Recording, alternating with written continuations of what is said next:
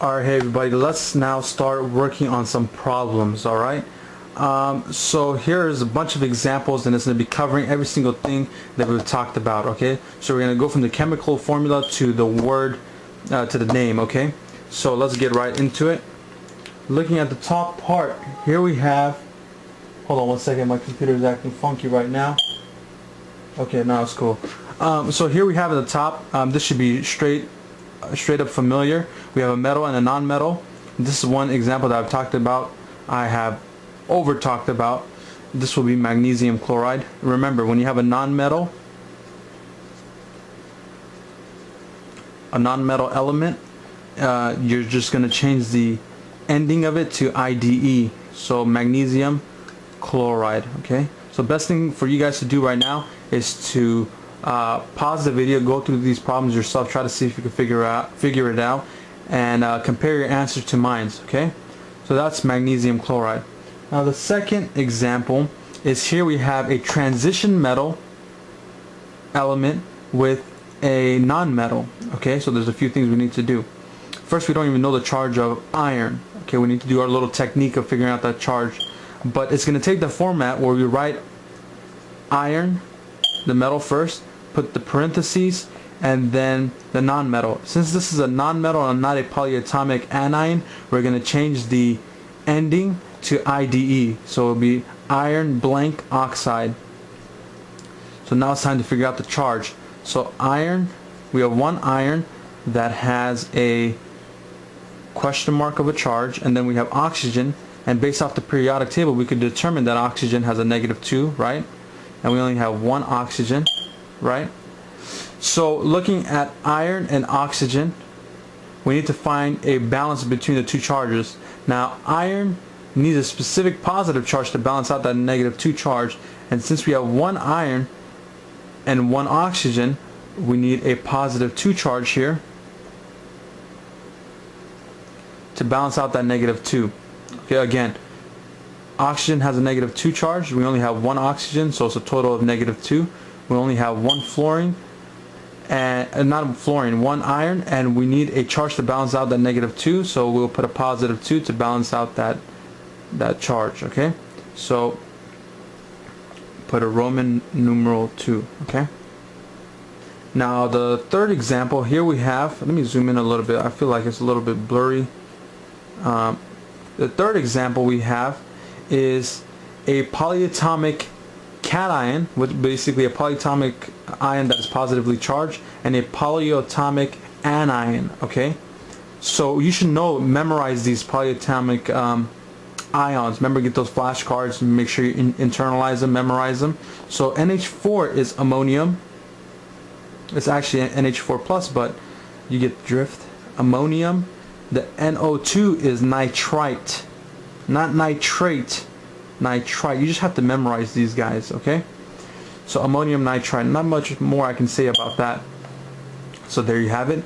Fourth example, let me just shift this down a little bit. Okay, let me put this like right here. Okay, fourth example, we have a metal and a polyatomic anion. Okay, so we will write calcium, right? Ca stands for calcium, and the PO4. Right when I saw PO4, that should just, right when you see PO4, it should just set off an alarm that PO4 is typically the phosphates. So one of your polyatomic anions you should memorize, phosphate. Now there's a better way of determining whether or not that's going to be a phosphate or not, but I'm not going to labor that explanation. I don't want to overkill it. Okay, so I just recognize that 4 with that PO, and I realized that would be a phosphate. Okay, next example, let me just zoom out a little bit so you can see the whole word. Okay, next example, here we have a metal with a polyatomic anion again. So here is our potassium. Let's write that down. Potassium. And our non-metal, which is, it's a polyatomic anion. That's a better way of saying it. So right when I saw that 3 next to that oxygen, so PO3, it just set off an alarm in my head that it was phosphite instead of phosphate, one of your polyatomic anions that you need to memorize. This one here, we see a nitrogen and oxygen. These are both non-metal, excuse me, These are both non-metals, so this will be a molecular compound. So we'll go through our formula of, molecular compound formula that I showed you guys. So in this case, it will be the prefix, then the non-metal, so dinitrogen. And then we have only one oxygen, so it'll be monoxide. Make sure you don't put two O's in there. Okay, one O only. Final one is a metal and a polyatomic anion. So we're going to say the first part, which is going to be a sodium. And the final part of it, this looks pretty crazy, but this is one of your polyatomic anions again. That is known as dichromate. You just have to memorize these polyatomic ions. So let's transition over to the other way, where we're given the word and we have to get the chemical formula. Alright everybody, in this last little section I have a bunch of questions where we go from the name to the chemical formula, so let's get that out of the way. So here we have ammonium sulfide. Okay, ammonium is one of those polyatomic cations you must know. Hold on, let me zoom in on the top portion of this board right quick. Hold on one second, let me just do that. Okay, that looks better. So we have ammonium sulfide, which is one of those polyatomic cations. Okay, so it will have a positive charge. Ammonium looks like this, NH4+, right? Sulfide is a non-metal that you could determine the charge from the periodic table, S2- or S-2. Now these guys are not balanced. This is a +1, that's a -2. We need two ammoniums to balance out the charges, so this will effectively look like this. Make sure you put the parentheses to refer to the overall species, and then we have the sulfur right there. So ammonium sulfide, nice and simple.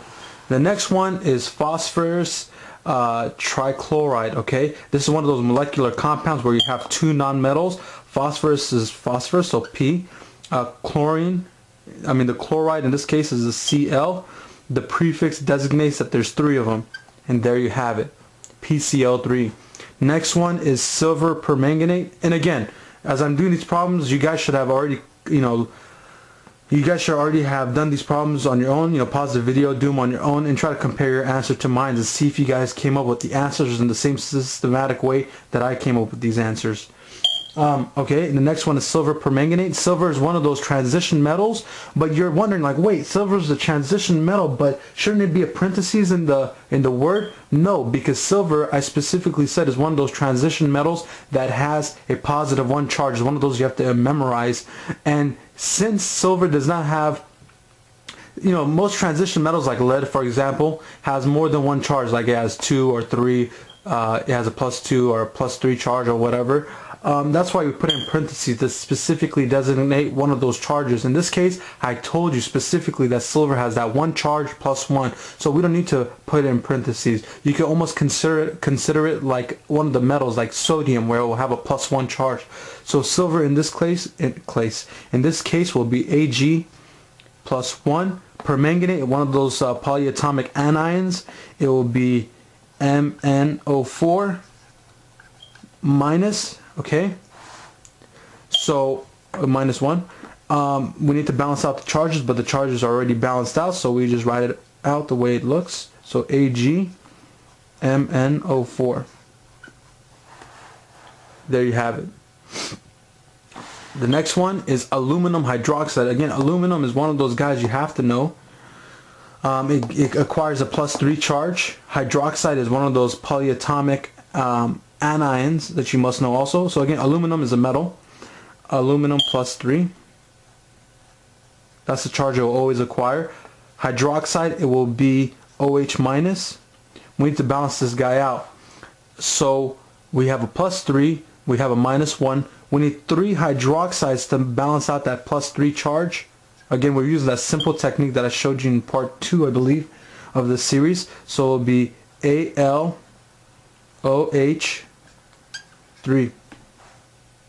Now right away, as I wrote this out, an alarm should have gone off that this is incorrect, and you're absolutely right, because I did not put a parentheses around the OH. the way I had written it before I erased it was basically designating that there was 3 H's and 1 oxygen. In this case, when we write it like the way we're supposed to, we're designating that there's 3 OH species, okay? That there's 3 H's and 3 oxygens. And the way I had written originally, we were specifically designating that there's only 3 H's and 1 oxygen, which is completely wrong. This is the wrong way. We need to put parentheses around the whole species and then put the subscript next to it. Okay, so that's the correct answer right there. The fifth example is lead-2 perchlorate. Lead-2 is one of those transition metals, okay? So in that 2 tells you the charge of lead, so it'll be Pb plus 2, right? Perchlorate is one of those polyatomic anions you must know, so it'll be ClO4 minus. We need to balance out the charges. There's a plus 2, there's a plus 1.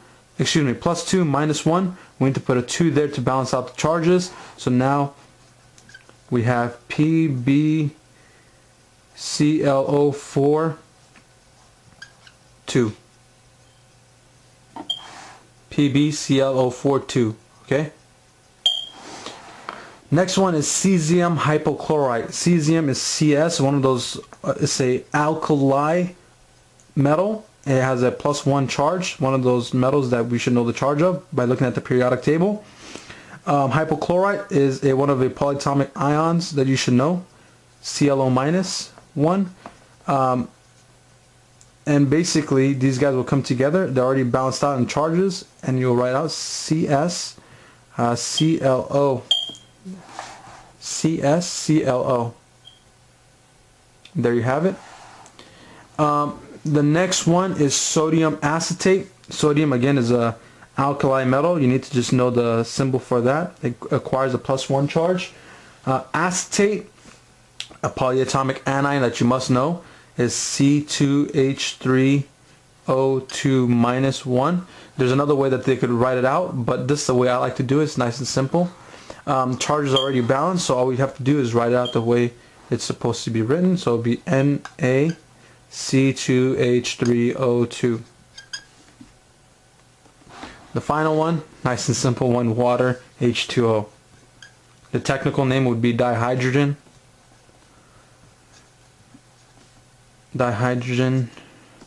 monoxide. And there you guys have it. I think this is going to be a 4 or 5 part video, even though I've been trying to make it 4 part, but I guess it might be a 5 part at the end of the day. So a long-winded explanation on ionic compounds covering almost every single thing you should see in your general chemistry class as far as naming goes, okay?